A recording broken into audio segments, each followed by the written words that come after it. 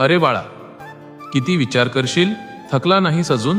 तुझ्या मनाचं हे वादळ, हे ओझं कधी उतरवून ठेवणार आहेस माझ्या चरणी? मी तुला सांगितलं होतं ना, भिऊ नकोस, मी तुझ्या पाठीशी आहे. मग तरीही तू भविष्याच्या भीतीने का ग्रासला आहेस? ज्या गोष्टी अजून घडल्याच नाहीत त्यांचं टेन्शन घेऊन तू स्वतःला का छळतोयस? तुला वाटतंय की सगळं तुझ्या हाताबाहेर जातंय, पण लक्षात ठेव, या सृष्टीचा कण अनकण माझ्या इच्छेशिवाय हलत नाही. मग तुझ्या आयुष्याची काळजी मी घेणार नाही का? एका माणसाची गोष्ट सांगतो, नीट ऐक. एक माणूस रस्त्यावरून चालला होता. त्याच्या डोक्यावर सामानाचं एक खूप मोठं आणि जड गाठोडं होतं.